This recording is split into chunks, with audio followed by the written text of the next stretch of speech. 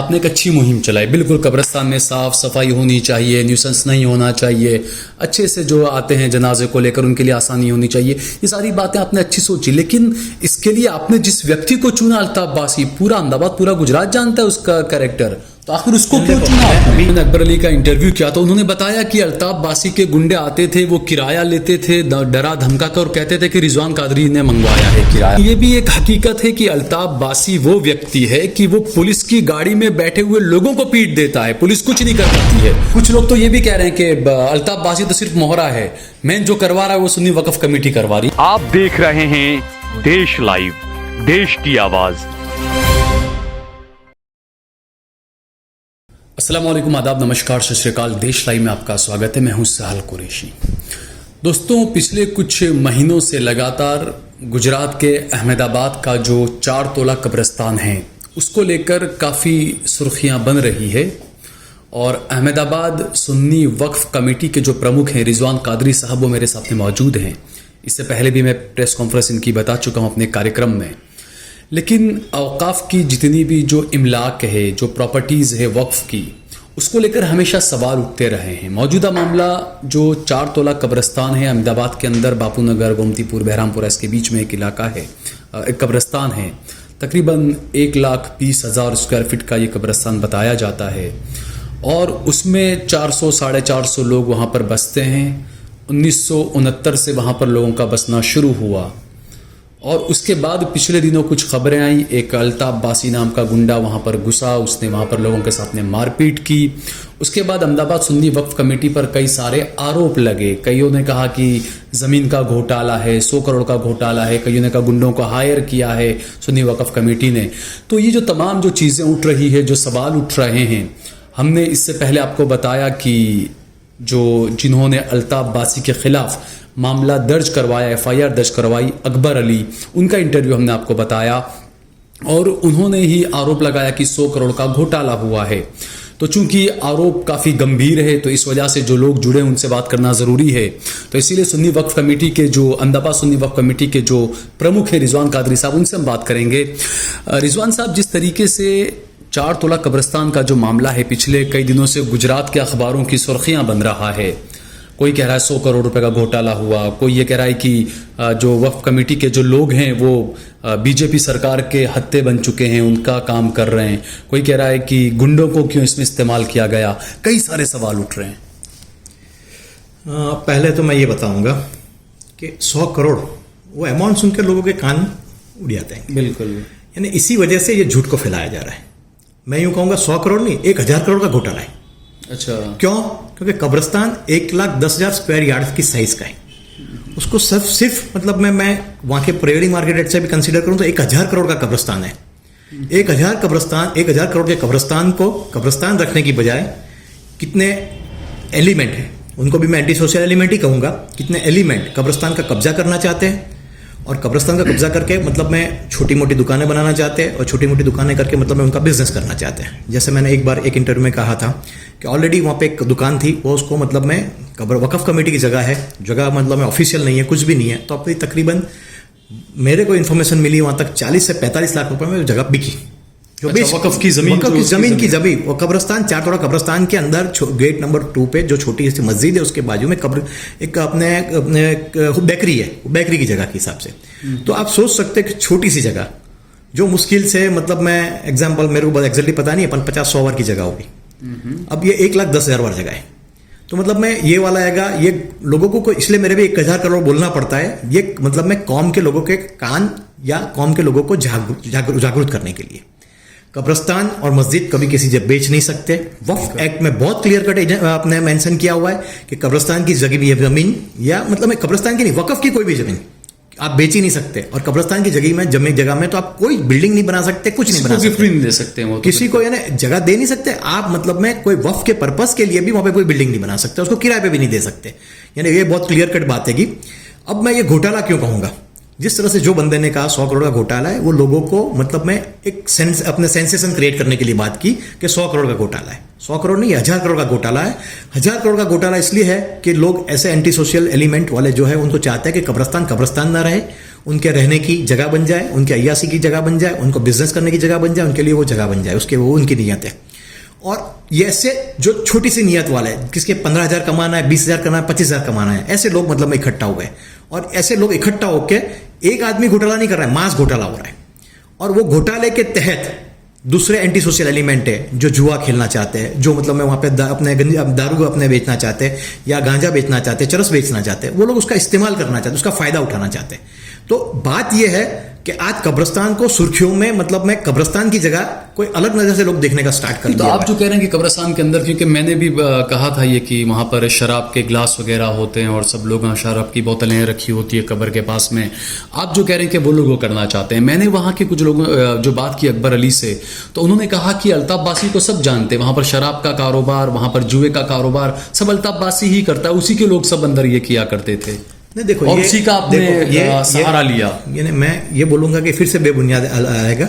अल्ताफ बासी करता हो तो पुलिस स्टेशन में कंप्लेन करना चाहिए, उसको पकड़वा देना चाहिए। बेशक ये चीज है कि जो इंसान गलत करता है उसको गलत करके कोई को मतलब मैं इस्लाम के अंदर मैं एग्जांपल एक बात करूंगा। एक बार एक बंदे ने मतलब मैं मेरे को बोला था कि हम लोग हैंडसम अमाउंट डोनेशन देना चाहते वक्फ को, तो उनको मैंने यही बोला था कि वक्फ को मतलब मैं 2 चलनी में हम लोग चेक करेंगे। एक चलनी ये चले कि मतलब में पैसा शरीयतन नाजायज चीजों से आयला नहीं होना चाहिए, बिल्कुल। और शायद दूसरा कि पैसा ऐसा भी नहीं हो चाहिए इंडियन लॉ के हिसाब से उसको मतलब में गलत किया जा सकता है। हम ये दोनों चलनी के साथ मतलब में चेक करते हैं, तो उसके अंदर मतलब में ऐसी चीज को हो ही नहीं सकती। यानी ये बात बेबुनियाद है, गलत इंसान बात है।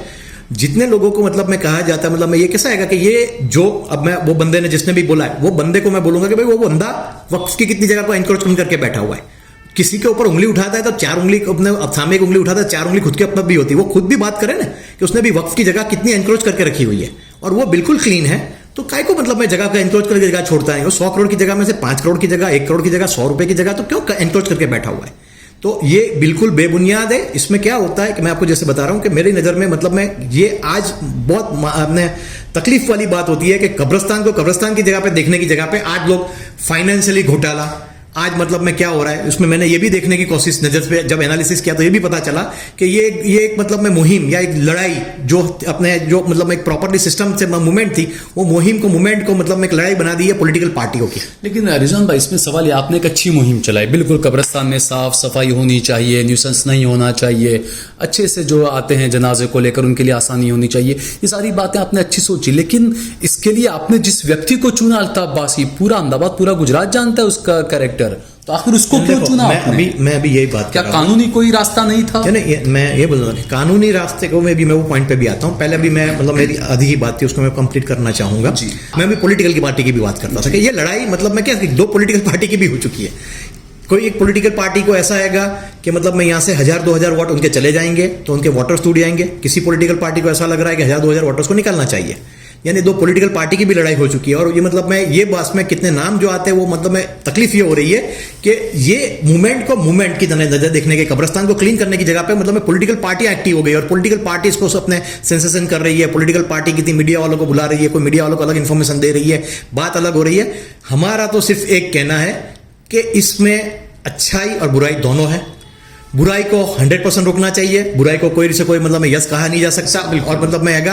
और इसकी अच्छाई को भी देखना चाहिए। अच्छा ये देखना चाहिए कि कब्रिस्तान को कैसे कब्रिस्तान रखा जाए और कब्रिस्तान में हो रहे गलत काम को कैसे रोका जाए, उस पर फोकस करना चाहिए। तो हमारी सिर्फ एक ये बात है कि बातों को मतलब में लोगों को मतलब में सेंसेशन बनाने की जगह पे कि इसने करा, इसने नहीं करा, इसने यूं करा, इसने ये करा, उसकी बजाय सिर्फ अहमदाबाद सुन्नी मुस्लिम वक्फ कमेटी ये कब्रिस्तान को मतलब में कब्रिस्तान रखना चाहती है, कब्रिस्तान में होते हुए गलत कामों को रोकना चाहती है। यही हमारा सिंपल पॉइंट एजेंडा आ जाएगा।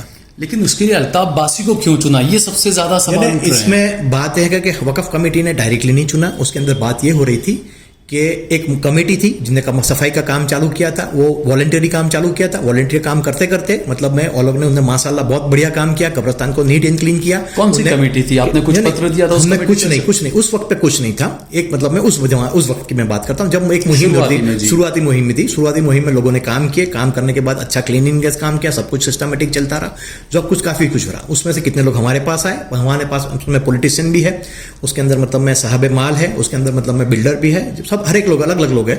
अभी बिल्डर बोलूंगा तो लोगों के कान उठ हो जाएंगे, कोई जगह को एक्वायर करने वाली बात है, यानी वो ऐसी वाली बात नहीं है। बिल्डर का मैं जैसा मतलब कि साहब माल है जो पैसा देना चाहते हैं, बिल्डर भी है जो पैसा दे के मतलब कॉम को अपने कब्रिस्तान को क्लीन करने चाहते हैं, वो ऐसे भी लोग हैं। ऐसे लोग हमारे पास आए, हमारे पास आने के बाद उन्होंने बोला कि भाई हम लोग एक 20-21 आदमी लोगों की कमेटी गठन करना चाहते हैं। कमेटी गठन करने के बाद मतलब उस पर काम करना चाहते हैं।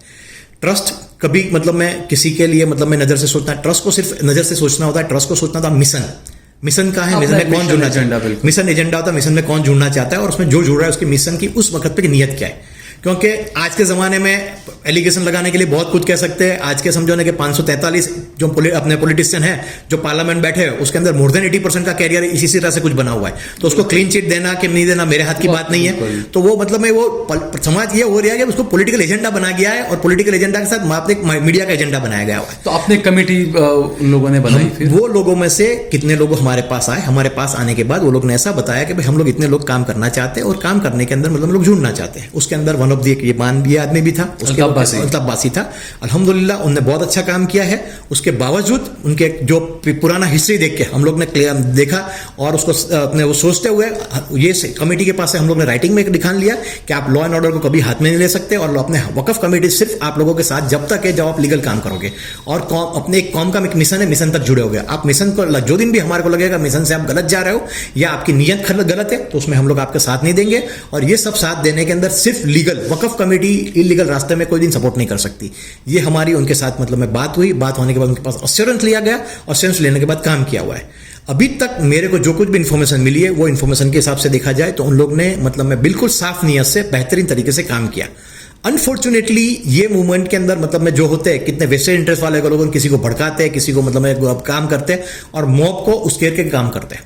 तो वो सब चीजों में कुछ गलत काम हुआ है, डेफिनेटली उसको हम लोग कंडेम करते हैं और वो काम को हम लोग कभी बंद मान नहीं सकते। इसी वजह से वक्फ कमेटी मतलब में ये चीजों पे गौर करती है कि आने वाले वक्त पे ऐसे लोगों का साथ लेंगी कि जो लोग मतलब में दिल के तो साफ है, नियत के साफ है, मगर उसके साथ में उनके कैरेक्टर के भी साफ होना पड़ेगा। तो ये चीज पहले सोचनी चाहिए थी, डेफिनेटली कलंक लगाया वो बात बरोबर है। मगर अभी तक जितने लोगों को पूछो कि जितने लोगों ने कमेटी में जो हम लोग ने कमेटी में सिलेक्ट किया वो लोगों ने कभी वक्फ के अपने जो कहवा मिशन से गलत काम कुछ नहीं किया। यानी वो चीज है, वो चीज समझने की जरूरत है।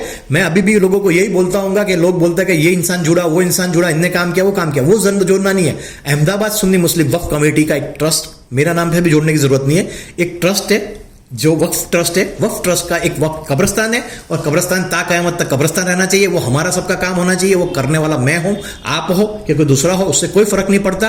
वो मिशन के लिए जो कुछ भी काम जुड़ना चाहता है साफ नियत से और लीगल पॉइंट ऑफ से, जिस तरह से मैंने बोला शरीयतन मतलब मैं साफ नियत से जुड़ना चाहिएगा।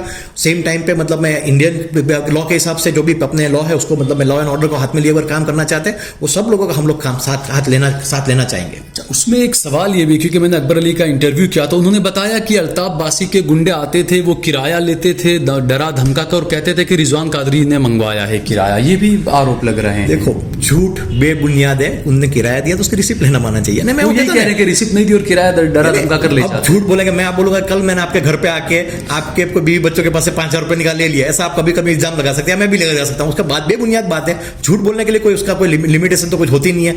उसको मैं एक ही चीज बोलूंगा कि जो कुछ भी लोग है वो उसको मैं वही बोलूंगा। अब जो बंदा है वो बंदा बोला कि वो कब्रिस्तान की बात करने की जगह पे उसको बोलो कि आप खुलेआम कब्रिस्तान में ये बोल सकते हो कि कब्रिस्तान के अंदर हम उसको गलत इस्तेमाल करने देंगे। नहीं बोलोगे आप जब बोलोगे जब क्लीन बात करोगे। मगर उसको आपको इवन आपकी नियत को डाइवर्ट करने के लिए, लोगों को मतलब इसमें गुमराह करने के लिए आप 100 करोड़ का मतलब इल्जाम लगा रहे हो, आप ये इल्जाम लगा रहे हो जबरदस्ती आपने से किराया वसूल करा, तो आप गलत थे। आपको इतनी समझदारी नहीं थी कि किसी को किराया देना चाहिए। यही बात है। देखिए ये आपने जो कहा बहुत अच्छा कि आरोप तो कोई भी लगाता है, लेकिन ये भी एक हकीकत है कि अल्ताफ बासी वो व्यक्ति है कि वो पुलिस की गाड़ी में बैठे हुए लोगों को पीट देता है, पुलिस कुछ नहीं कर पाती है। तो वो लोग कहां से फिर आवाज उठा पाएंगे, कहां से बोल पाएंगे? वो तो चुपचाप दे ही देंगे। अल्ताफ बासी के लोग आएंगे, उनको पैसा निकाल कर कहां ले जाएंगे? प्रैक्टिकली ये मैं यही बोलूंगा कि फिर से मतलब मैं बद करते यानी कि बद करते बदनाम, मतलब मैं वो कहता ना, मतलब मैं बदनाम करते मतलब होता है वही चीज है कि ये भाई बदनाम हो चुके हैं, तो बदनाम हो चुके उसका लोग गलत फायदा उठाने की कोशिश करते हैं। अल्ताफ बासी ने फिलहाल हमारे नजर के सामने ऐसा कोई गलत काम नहीं किया। अभी जो लॉ एंड ऑर्डर को मतलब मैं हाथ में उठाने के बाद हमारा उनके साथ नेगोशिएशन चल रहा है, उनके साथ बात चल रहा है कि भाई ये चीज गलत है, आपको मतलब मैं हम लोग वक्फ कमेटी के अंदर मतलब आने वाले वो मुख पे मतलब मैं रखने से सोचेंगे और उसका मतलब हम लोग वक्फ कमेटी के मतलब अलग अलग ट्रस्ट सोचेंगे निकालेंगे ना, उसके पे डेफिनेटली निकालने, यानी एक मूवमेंट करना है, लीगल प्रोसीजर करना है, सब कुछ करना है। है। यानी ये कैसा आएगा कि लोगों को मतलब में ऐसा आएगा, हम लोग के नजर में हमारी कब्रिस्तान की मूवमेंट पहली है और मूवमेंट को कोई दिन उसको नुकसान ना हो, इस तरह से क्या काम करना चाहिए उस पर हम लोग गौर करते हैं, गौर करके काम करना चाहिए। देखो मैं आपको इतनी बताऊंगा कि ये इंसिडेंट होने के बाद अनफॉर्चुनेटली ये हो गया है, उसके 2 दिन के बाद हमारे पास ऐसे मैसेज आने लगे कि मतलब मैं अपने इसमें चरसी लोग बेखौफ घूम रहे और मतलब मैं अभी अपने चरस बेचने का काम चालू हो गया है, उसके अंदर मतलब मैं लोगों ने जुआ खेलना भी काम चालू कर दिया। अब ये सोचने वाली बात है। लेकिन बिल्कुल ये नहीं होना चाहिए, सारी चीजें रुकनी चाहिए, गलत कब्जा नहीं होना चाहिए कब्रिस्तान में दारू शराब गांजा चरस नहीं होना चाहिए। लेकिन फिर से वही बात आती है कि अल्ताफ बासी को ये ऐसे जब नाम आता है अल्ताफ बासी तो सबको पता है कि अहमदाबाद में जितने भी दारू के ठेके चलते हैं, शराब के, चरस गांजे का जो चलता है, उसका सारा व्यवहार वहीवट अल्ताफ बासी पुलिस तक पहुंचाता है। ये आरोप लगते हैं, ये लोगों में ये बातें आम हो चुकी है। दूसरा सबसे गंभीर आरोप ये लग रहा है कि जब मूसा सुहाग कब्रिस्तान का जो मामला आया था, दरवाजा वहां पे रोड आपने बताया था कि बाहर रोड पर गाड़ियां रहती हो, तमाम चीजें, दरवाजा अंदर बना, यहां पर भी ऐसा कुछ हुआ कि 20-25 फुट या 15 फुट अंदर दरवाजा बनाया गया। कुछ लोगों ने ये आरोप लगाए हैं कि रिजवान कादिर और अहमदाबाद वक्फ कमेटी की जो टीम है वो बीजेपी के इशारे पर काम करती है। बीजेपी की सरकार रोड चौड़ा करना चाहती थी, अब वो डायरेक्ट वो बुलडोजर भेजते तो सरकार बदनाम होती, इस वजह से रिजवान कादरी ने और इन्होंने ठेका लिया और ये लोग ये काम करवा रहे हैं। ये भी एक गंभीर आरोप लगा। मैं बेबुनियाद इल्जाम को मतलब मैं क्या जवाब दूं? पहले वाली बात है, मैं आर्किटेक्ट हूं और आर्किटेक्ट जानता है कि आप एक समझते हो बड़े बड़े मतलब मैं पैलेसेस के आगे हुए जो गेट बनते हैं वो रोड पे नहीं बनते, कभी थोड़ा अंदर बनते, ब्रीदिंग स्पेस दिया जाता है। आगे रोड पे मतलब में कभी भी कोई रोड पे कोई गाड़ी खड़ी होती है, गेट का दरवाजा खुलने से पहले पार्किंग की जगह दी जाती है, ये चीज होती है। मैं वो बहुत सही तरह के समझता हूं। लोगों की सोच बहुत छोटी है। मुझसे इस वक्त कब्रिस्तान पे जब हुआ था, जब ये आरोप लगा दिया गया पीछे की कोई मिल शंकर सिंह वाघेला ने खरीद ली हुई है और वो मिल को मतलब में रास्ता दे रहे हैं। आज कहाँ है वो वाली बात है? आज क्या वो वाली बात है? वो बात को दो बात को मतलब मैं आज समझो 4 साल 5 साल हो गए, आज तक एक इंच भी जगह कुछ हिली। मैंने लोग वो कहते हैं झूठ बोलने में लोगों को मजा आता है और लोग ये कह रहे हैं कि कुछ वो बुलेट ट्रेन का कुछ वहां से प्रोजेक्ट निकलना है या ट्रेन के कुछ प्रोजेक्ट्स निकलने हैं, इस वजह से सरकार रोड को बड़ा करना चाहती है। तो क्या आप ये श्योरिटी दे सकते हो कि आपने जो 20 फुट या 15 फुट जो भी अंदर बनाया है गेट, जो जगह आपने छोड़ी है, वो जगह हमेशा कब्रिस्तान की रहेगी या वो सरकार में चली जाएगी, वहां रोड बन जाएगा? प्रैक्टिकली मैं आपको एक ही बात कराऊंगा। जस्टिस अहमदी साहब जो चीफ जस्टिस होकर रिटायर हुए थे, उनका जजमेंट है वंस इज अ कब्रिस्तान लाइफ टाइम कब्रिस्तान। कब्रिस्तान में आप कुछ नहीं कर सकते। पॉइंट नंबर 1, ऑलरेडी वक्त अपनी ये जगह हैगी। मैंने एक बहुत अच्छी नियत से लोगों को बताया था कि मतलब मैं कब्रिस्तान के अंदर लोगों ने गवर्नमेंट ने एक अपने रोड लाइन का बताई हुई है, उसमें 2 फुट से 8 फुट के करीब करीब जगह कटेगी। उसको बहुत डिस्टोर्टेड तरीके से, बहुत बेहतरीन तरीके से लोगों ने मतलब इस तरह से रिप्रेजेंट किया कि 2 फुट से 8 फुट की जो जगह वक्फ कमेटी गवर्नमेंट को मतलब में साथ मिलकर उसको प्लेट में रख रही है। अच्छा, ये हुआ है? ये मतलब मैं बात को डिस्टोर्टेड तरीके से रहा जाता है। अब मैं वो कहूंगा 2 फुट से 8 फुट की जगह जो कट रही है, वो जगह किसकी कट रही है? जो आगे रह के हुए मकानों की जगह कट रही है, कब्रिस्तान की जगह नहीं कट रही है। डेफिनेटली वो जगह अहमदाबाद सुन्नी मुस्लिम वक्फ कमेटी की है, मगर आरएनए मकान वाले की। वो मकान वालों को डरने की जरूरत है कि मतलब मैं उनको मतलब मैं जो इंप्लीमेंटेशन रोड लाइट का इंप्लीमेंटेशन होगा तो उनको जगह देने पड़ेगी। हम लोग वक्फ कमेटी जब होगा लीगल तहत से मैं जो कुछ लड़ सकते होंगे लड़ेंगे और वक्फ कमेटी की जो जगह मतलब मैं जितनी बचा सकते होंगे बचाएंगे। मगर लॉ होता है, लॉ के तहत में बहुत क्लियर कट एजेंडा लिखे होते हैं और लिखे उसके अंदर कुछ नहीं काम हो सकता। यानी आप उसको मतलब मैं यूं सोचोगे कि आज ये रहने वाला मतलब मैं 15 फुट या 20 फुट 25 फुट में दुकान बना रहा है, गोडाउन बना के वो रह रहा है। जब लोगों की नजर में नहीं आई कि कब्रिस्तान की जगह चली गई, जब लोगों को आज कब्रिस्तान की 2 फुट जगह या 8 फुट जगह जाएगी, ऑफकोर्स हमको उसके लिए लड़ेंगे, मगर जब लोगों को मतलब मैं दिख रहा है कि कब्रिस्तान की जगह जा रही है, कितनी छोटी सोच है। वो सोच में ये नहीं सोचते कि कब्रिस्तान की जगह में मतलब मैं ये कोई कब्र की जगह नहीं जा रही है, कब्रिस्तान की जगह नहीं जा रही, ये जगह सिर्फ इतनी वाइडनिंग के लिए जगह जा रही। रास्ते में पड़े हुए पत्थर को हटाना भी सदके के बराबर का सवाब है। वहां का रोड छोटा है और रोड को वाइडन अप करने की जरूरत पड़ेगी गवर्नमेंट को, तो मतलब गवर्नमेंट नोटिस देगी तो उसके लिए हम लोग लीगल फाइट करेंगे और लीगल फाइट के तहत जो कुछ भी रिजल्ट आएगा वो हम लोग को एक्सेप्ट करना पड़ेगा। दूसरा जो इसमें ये बातें कही आपने भी, जो कहा कि कुछ पॉलिटिकल पार्टीज इसमें फायदा उठाना चाहती है, जैसे कांग्रेस को लगता है कि भाई यहाँ हमारे 1500-2000 वोट वहां पर है, बापू नगर और जो इलाके हैं विधानसभा सीट वगैरह, तो वहां पर मार्जिन भी यही रहता है 2500, 3000, 4000। तो ये तो एक साजिश बीजेपी की तरफ से भी हर जगह चल रही है कि मुस्लिम वोटों को डेवलपमेंट के नाम पर, विकास के नाम पर वहां से हटा देना, 20,000 वोट, 10,000 वोट, 5,000 वोट हटा देना। तो ये तो कहीं ना कहीं ये भी हकीकत है और इसमें बीजेपी अक्सर अल्ताफ बासी का पॉलिटिकल इस्तेमाल करती रही है, ये भी एक इतिहास रहा है। देखो प्रैक्टिकली आप जो बोलते हैं वो हो सकता है, मगर कब्रिस्तान में आपके घर में कोई इलीगल आके रह जाएगा तो आप अच्छी नीयत से ऐसा करोगे कि घर में आज रहो, 55 साल से रह रहे, कितना बड़ा दिल रखेंगे। और वो रहने के बाद वो आपके घर में बदबू करेगा, गलतियां करेगा, आपके घर को सफाई नहीं रखेगा, तो आपको दिल हट होगा कि नहीं होगा? ये सोचने वाली बात है कि कोई इंसान को इंसानियत के नाते वक्फ कमेटी ने 1969 से अभी तक रहने दिया, और वो रहने देने के बाद में आप रहते गए, आपको रहने दिया था तो आपने दूसरे 4 दोस्तों को बुला लिया, वो भी हुआ है। तो क्या हुआ? इतना बड़ा दिल रखना जरूरी है? और इतने बड़े दिल के अंदर कब्रिस्तान का मकसद जो है, वो कब्रिस्तान का मकसद कब्रिस्तान नहीं रहेगा, वो भी जरूरी है। आरोप ये भी लगे रिजवान भाई, बिल्कुल आपने जो कहा कि ऐसे लोग आके बस गए, लोगों को बुला लिया, लेकिन उसमें आरोप ये भी लगे कि जब इतना सब आके लोग रह रहे थे, मकान अंदर बना रहे थे, तब वक्फ कमेटी क्या कर रही थी? तब क्यों आवाज नहीं उठाई? तब क्यों उनके खिलाफ कार्रवाई नहीं की गई? ये भी अब लोग कर रहे हैं। देखो, जब से जागते जब से काम होता है, उनको लोगों को पता नहीं है। वक्फ कमेटी आज से एक्शन नहीं ले रही है, ये ऑलरेडी हमारे डॉक्यूमेंट्री एविडेंस पे हैगा। जो मतलब मैंने किसी से बात करते हुए बोला, वक्फ कमेटी जो बोलती है डॉक्यूमेंट एविडेंस के साथ बोलती है। और वक्फ कमेटी ने मतलब मैं सेक्शन 54 के तहत जो भी अपने केस किए हुए, उसके पहले मतलब मैं अपने जो भी कोर्ट में केस किए हुए, हाई कोर्ट में हुआ हैगा, सब लोअर कोर्ट में केस हुआ, सब डॉक्यूमेंट एविडेंस पे हैगा। आज की मूवमेंट नहीं है। अच्छा, इसमें 98 में शायद कोर्ट ने ऐसा कुछ कहा भी था कि इन लोगों का आप वैकल्पिक की व्यवस्था करके दें आप। ऐसा कभी कोर्ट ने नहीं कहा। नहीं कहा, क्योंकि मुझे किसी ने बोलने में कहता हूं मैं कभी किसी ने, मैं अपने डीसीपी अपने पुलिस कमिश्नर साहब से बैठा था, तो उन्होंने मतलब मैं ये बोला कि भाई आप मतलब मैं ऑलरेडी आपको स्टे मिला था, आप क्यों काम करते हो? है ना, लोग इतना झूठ बोलते हैं कि हाई कोर्ट से स्टे मिल चुका है। अच्छा। हाई कोर्ट से स्टे मिल चुका है तो कोई काम कर ही नहीं सकता। तो ये मतलब में लोग झूठ बोलने के लिए बहुत अच्छी तरह से इस्तेमाल करते हैं, और कितने लोगों को ये सब चीज पढ़ने में शायद समझ नहीं पड़ती होगी। अच्छा, दूसरा जब अगर ये लोग चले रह रहे हैं, जब आप क्योंकि 1969 से रह रहे हैं, 69 से लोग रह रहे हैं, तो वाकई में इनका वैकल्पिक व्यवस्था तो करनी चाहिए ना। है तो इसी देश के लोग, हमारे ही लोग हैं, तो जाएंगे कहाँ? गरीब लोग हैं, तो उनका कुछ सरकार के साथ में मिलकर नेगोशिएशन, क्योंकि एक तरफ प्रधानमंत्री कहते हैं मैं हर गरीब को पक्का मकान दूंगा, तो ये तो कहीं ना कहीं नेगोशिएट करना चाहिए सरकार के साथ में मिलकर। देखो, हम लोग ने अभी तक बात की, उसमें ऐसा कभी भी किसी कोई गवर्नमेंट ऑफिसर की तरफ से या गवर्नमेंट की तरफ से कोई सपोर्ट मिला हुआ नहीं है। गवर्नमेंट सिर्फ एक बोलती है कि भाई हम लोग हमारी जगह, यानी गवर्नमेंट की जगह में कोई इलीगल एनक्रोचर उसको जगह देती है। आपके घर में कोई इलीगल एनक्रोच में आके रह जाएगा तो जगह नहीं देती। वक्फ की जगह वो गवर्नमेंट की जगह नहीं है। तो ये जो मतलब मैं लोगों को कहता हूं ना, गुमराह किया जाता है। वक्फ कमेटी को क्या गवर्नमेंट की जगह देना चाहिए, जो कुछ भी दिला सकती हो। तो जो पॉलिटिशियन अभी लड़ रहे हैं, या इधर की तरफ से उधर की तरफ से, उनको हम लोग कहते हैं कि डेफिनेटली उनको जगह देने अपना दिलाना चाहिए, और जगह मिलेगा तो हमको तो खुशी होगी। हमारी नियत किसी को परेशान करना नहीं है, हमारी नियत हमारा कब्रिस्तान सिर्फ साफ करने वाली बात है। एक बात। पॉइंट नंबर 2 कि ये लोगों से आज से 6 या 7 साल पहले मैंने पर्सनली मीटिंग की थी। उनको मैंने बोला था कब्रिस्तान में आप इधर इधर अलग अलग जगह पे रहते हो, कब्रिस्तान को डिस्टर्ब कर रहे हो।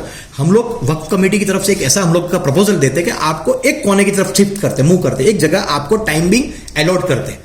मगर मैं वक्फ की जगह परमानेंट आपको दे नहीं सकता हूं, इसलिए मैं आपसे एक रिक्वेस्ट करता हूं, आप 15 साल 20 साल या 25 साल के लिए वो जगह को रखो, उसके बाद आप खाली करके निकल जाना।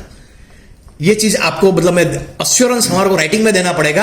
आने वाले वक्त पे 15 साल 20 साल 25 साल रह जाए, किसी को सपोर्ट। आज बात हुई है, आज 7 साल पहले ये बात की हुई है। आज की बात मैंने जो इंटरव्यू लिया तो उन्होंने मुझसे यही कहा कि हमारी मांग यही है कि ये जो लोग रह रहे हैं 15,000 स्क्वायर फीट की जो जगह है, उसके अंदर वो एक अलग कब्रिस्तान से अलग एक कॉर्नर पड़ जाता है वो।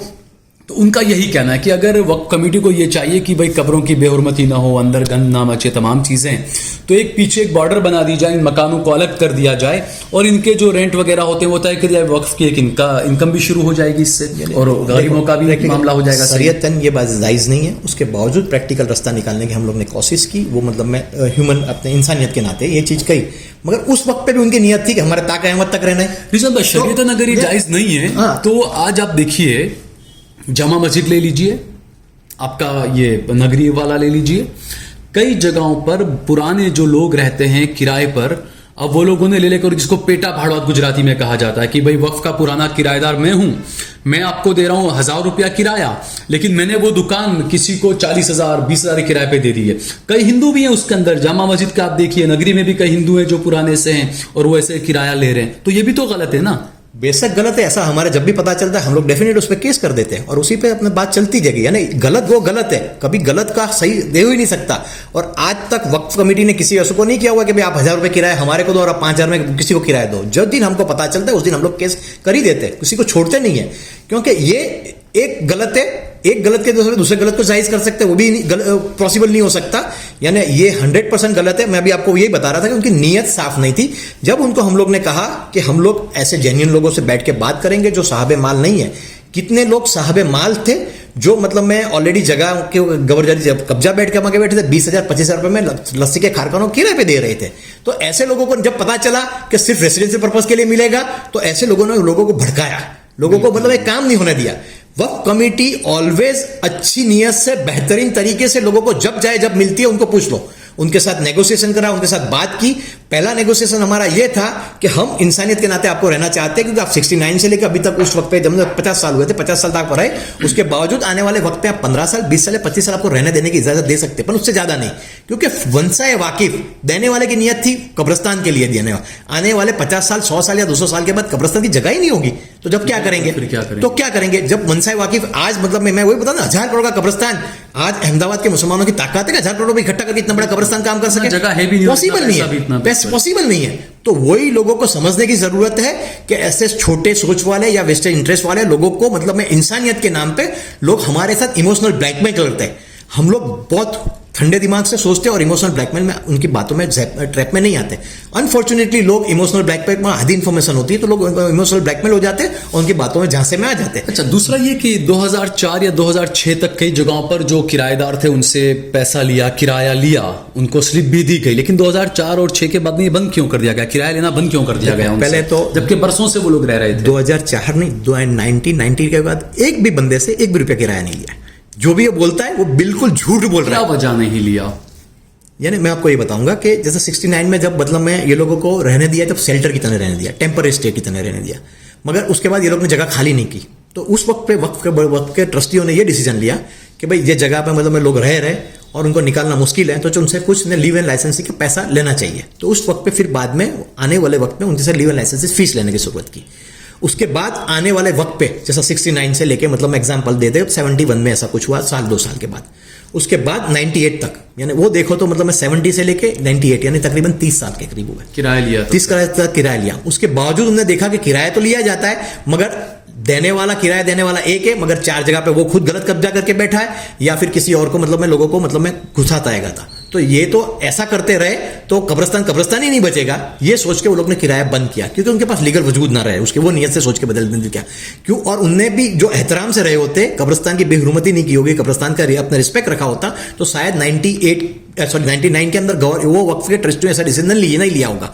अभी भी आपको जो 2004 और 2006 या 2008 बोलते हैं उनको बोलो आपको कब किराया दिया, रिसिप्ट तो लाओ।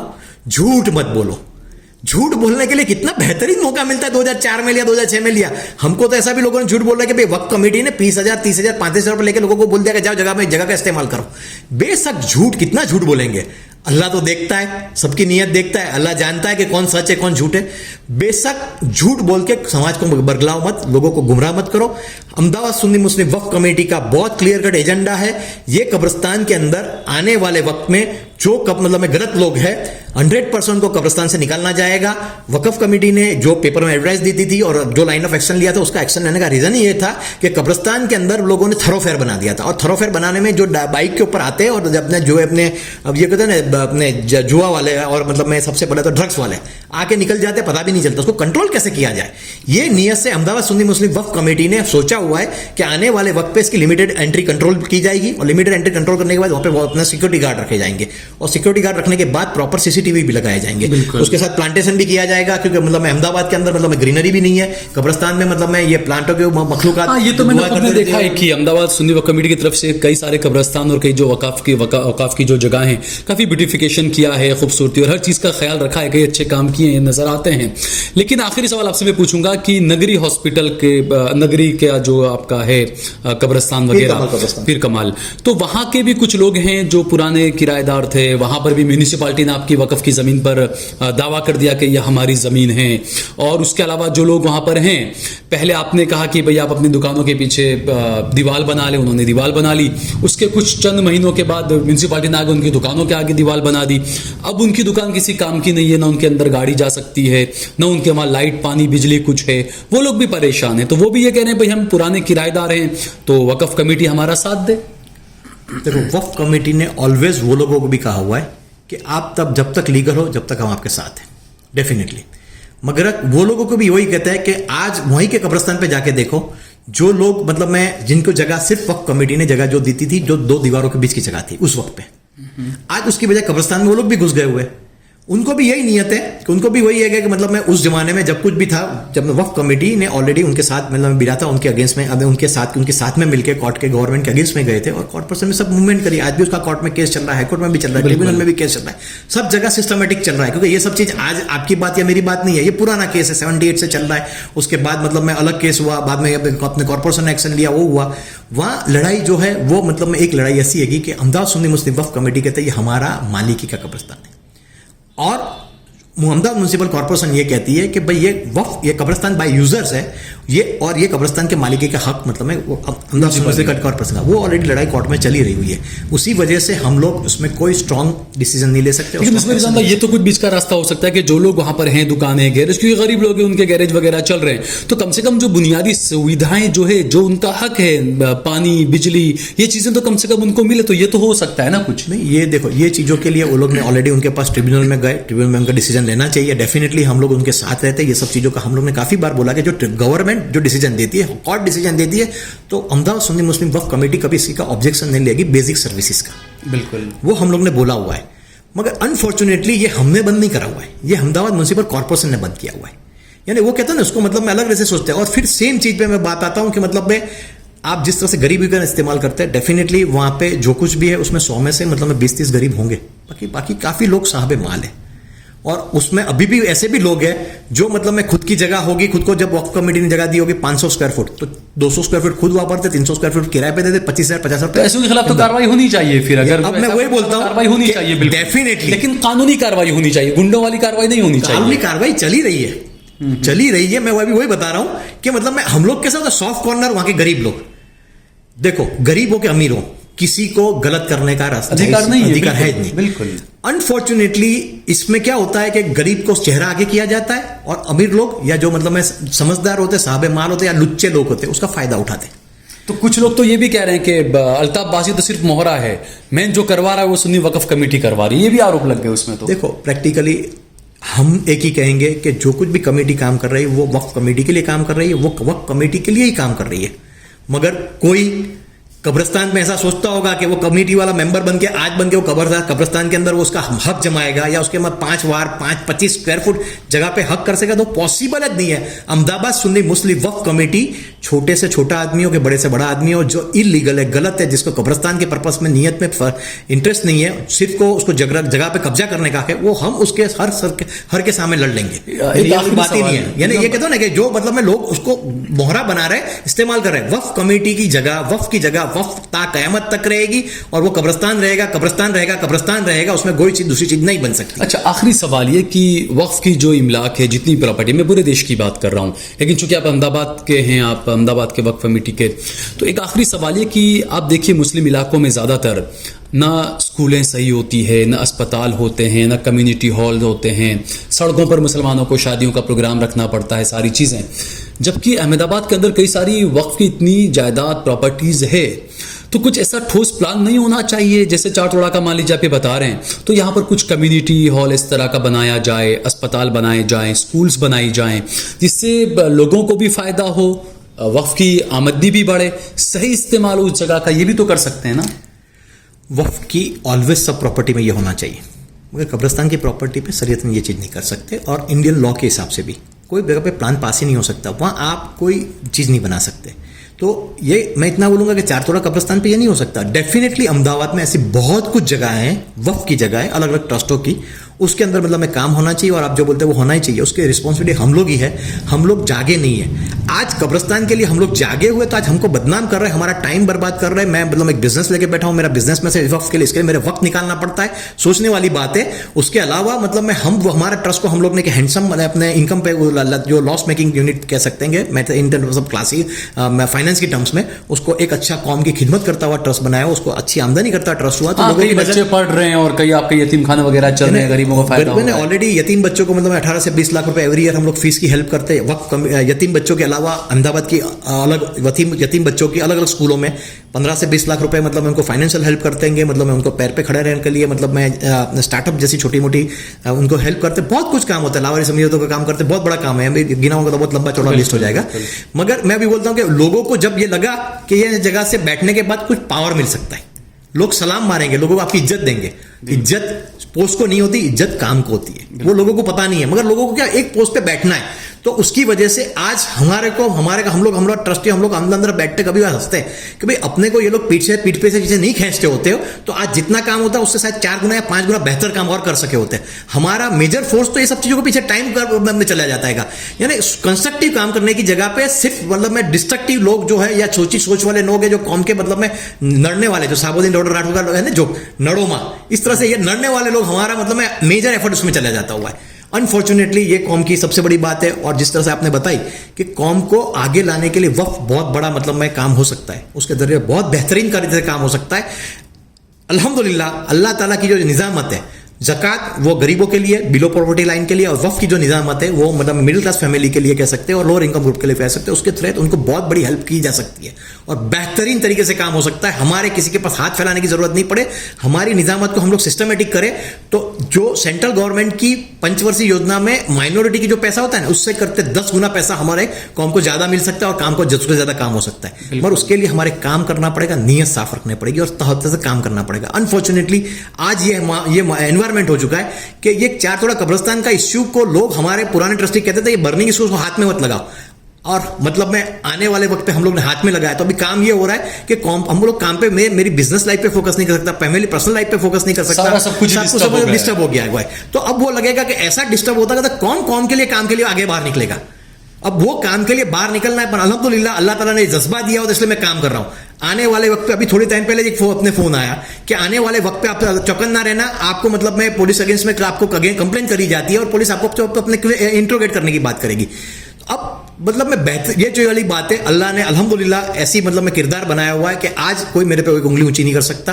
अहमदाबाद सुन्नी मुस्लिम वक्फ कमेटी में हम लोग जब भी बैठते हैं, जब वहां पे बैठने में मतलब में जो चाय पानी का जो भी खर्चा होता है वो ट्रस्टी या स्टाफ हमारे जेब से करता है। तो ये हमारी कोशिश रहती है आने वाले बाहर को गेस्ट को इस तरह से एंटरटेन करते हैं। वहाँ कब अपने यतीम खाने में मतलब में यतीम बच्चों का जो जकात का पैसे का होता है, तो जकात का पैसों का इस्तेमाल आपके मैं नहीं कर सकते, हो सकते जकात के हकदार नहीं कर सकते, उसका भी एहतराम करने की कोशिश करते हैं। और हम लोग जो कुछ भी वहाँ कुछ फंड आता है उसको नेक्स्ट डे बैंक में डिपॉजिट करते हैं और उसके बाद मैक्सिमम चेक से पाने की कोशिश करते हैं।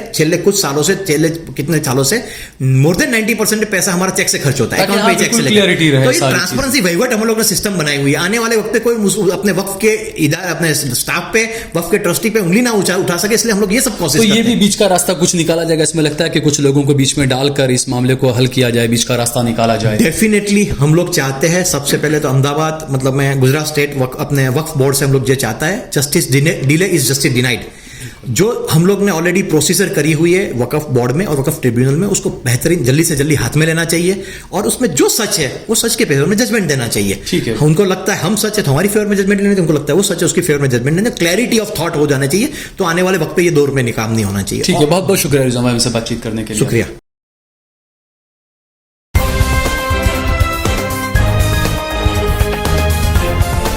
देश और दुनिया की तमाम छोटी और बड़ी खबरों के लिए हमारे चैनल को सब्सक्राइब करना न भूलें और बेल का बटन जरूर दबाएं।